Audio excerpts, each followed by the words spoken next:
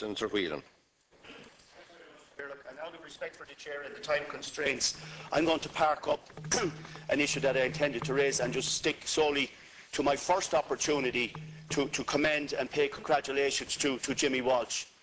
I've known Jimmy for many years, and I count him as a colleague, as a journalist myself of 30 years. I'm only in the penny halfpenny place, really, to Jimmy, who is 52 years on the clock.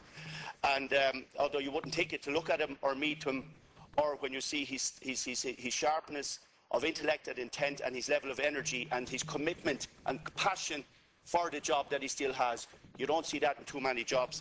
I don't think Jimmy would mind me saying that he is probably old school, and I say that in the best sense of the word.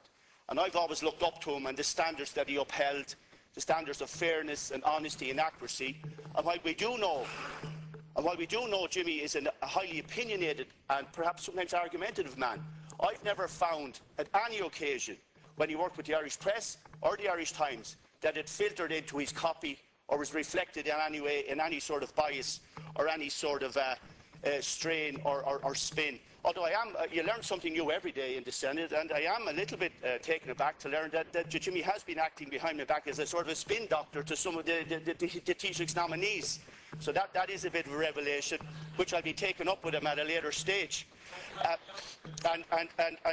also, Jimmy is also unique and peculiar, perhaps in society, but especially as a journalist, that he has no mobile phone, and yet manages to survive in the jungle,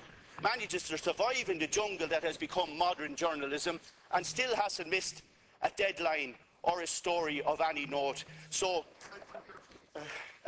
Indeed. And just to finish up, I'm certain Jimmy has a good book, if not a great book and a bestseller in him.